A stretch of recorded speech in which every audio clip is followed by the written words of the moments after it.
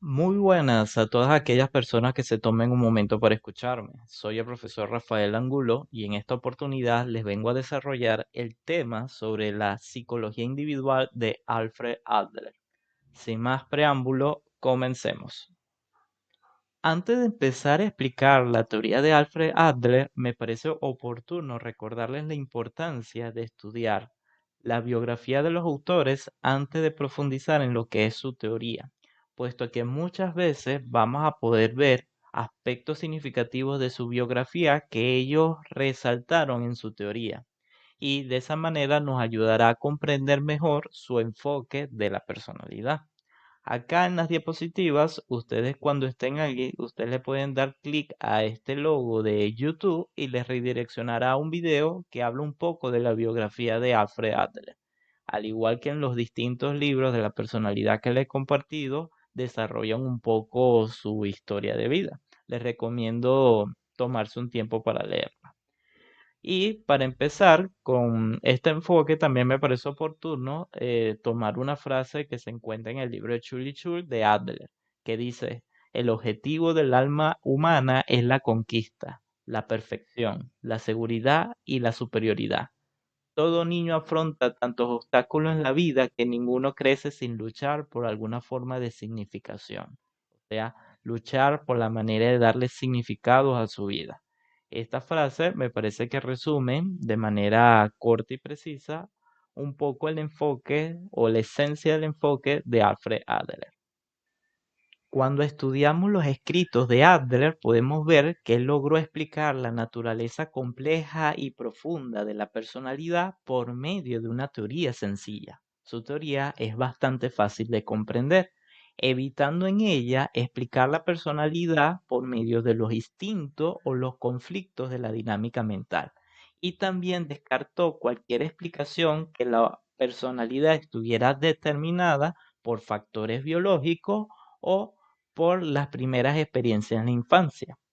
En cambio, podemos notar que la teoría de Adler se llama psicología individual y es por el hecho a que él le da mucha importancia a la singularidad de las personalidades, evitando o descartando por completo cualquier explicación que busque entender la personalidad por medio de factores universales, sino que él explicó que esa singularidad se debe a que nosotros, cada ser humano, nos encontramos en ambientes sociales que son únicos, como también vamos a tener interacciones únicas con esos ambientes sociales.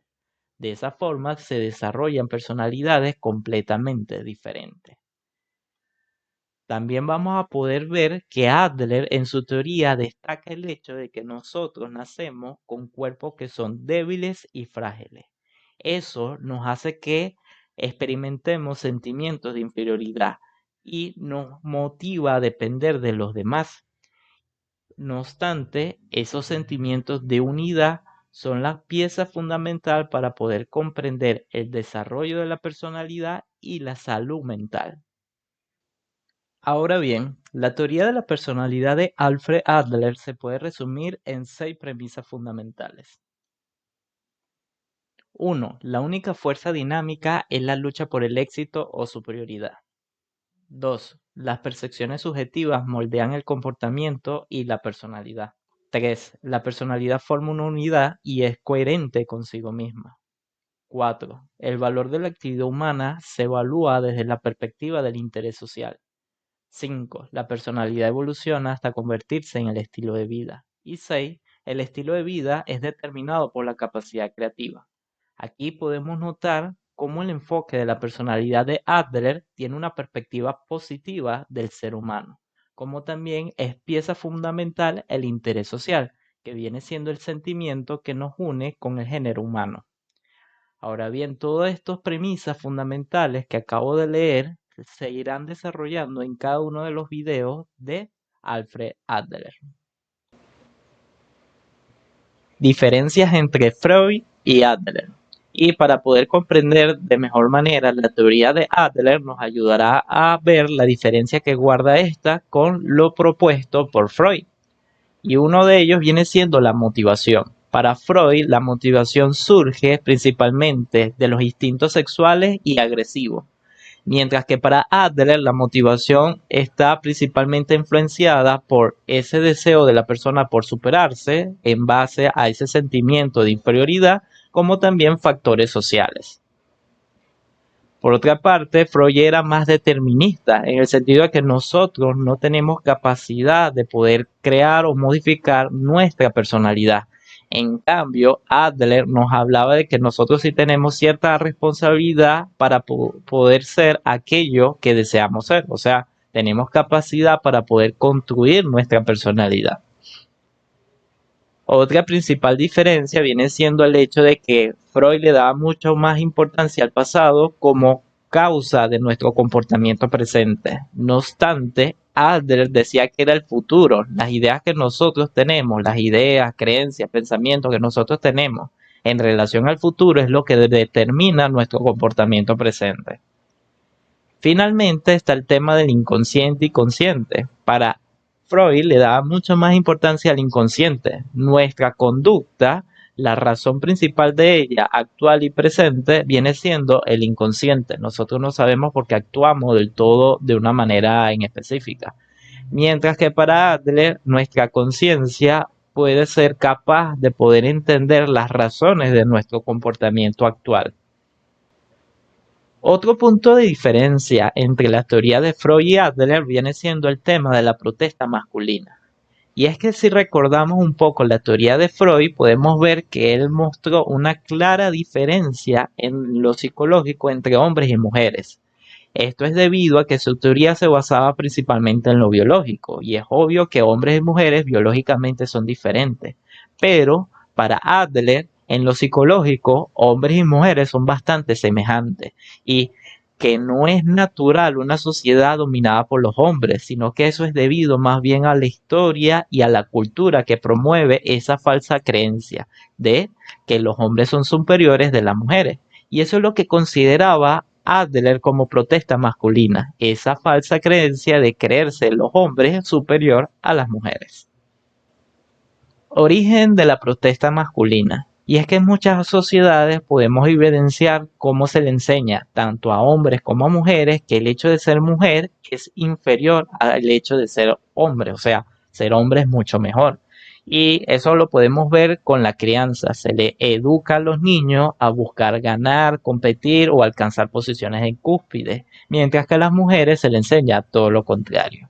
Y es fácil entender por ello por qué tanto hombres o mujeres en esas sociedades tienen definiciones de éxito distintas, donde el hombre puede considerar que ser exitoso es conseguir posiciones de poder, estatus económico, social y llegar a la cúspide en lo que respecta a su rol social.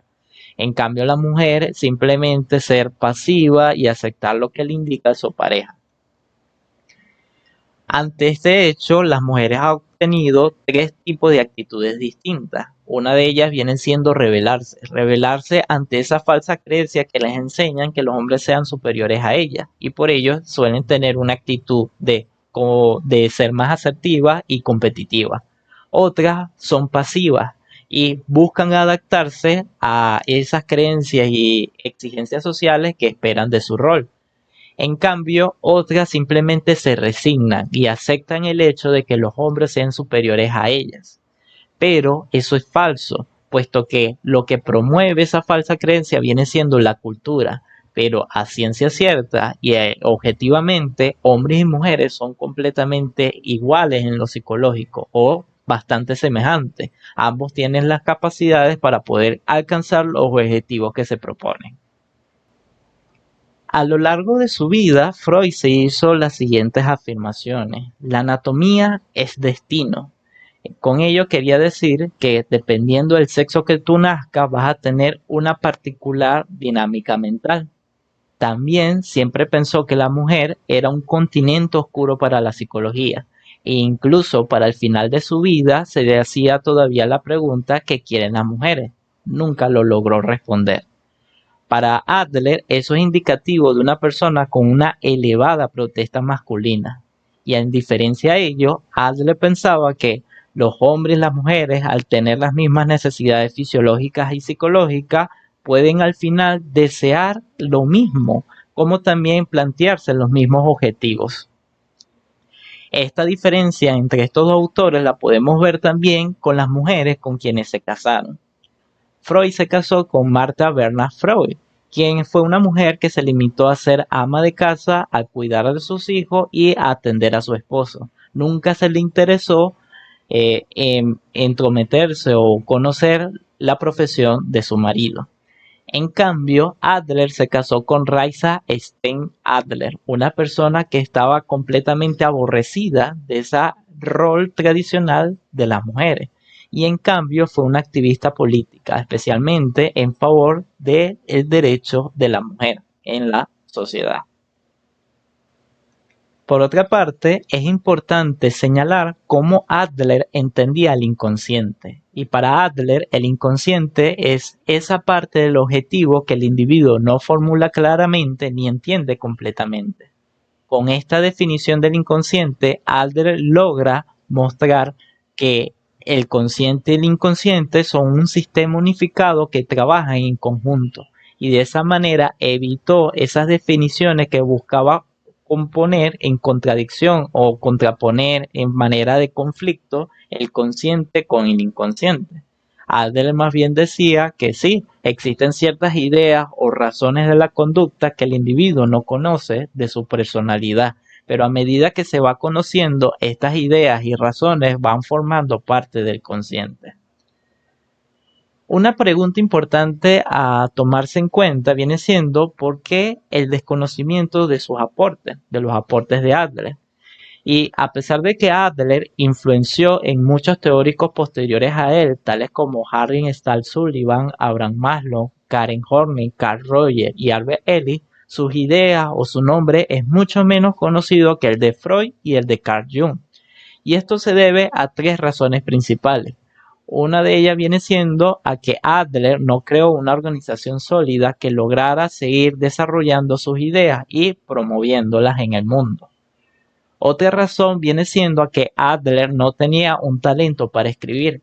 Muchas de sus obras y libros fueron en realidad recopilaciones que hicieron redactores de muchas de sus conferencias. Y finalmente, otra razón viene siendo de que sus ideas se relacionan a otros. Y es que como él influyó de gran medida a autores como Abraham Maslow, Carl Rogers y Albert Ellis, muchas de las cosas que propuso él se relacionan con estos autores. Y se desconoce que él fue el pionero en elaborar esas ideas. Esto ha sido todo por este primer video de la teoría de Alfred Adler. Y aquí les muestro las referencias utilizadas para la elaboración de todas estas diapositivas que presento en esta serie de videos.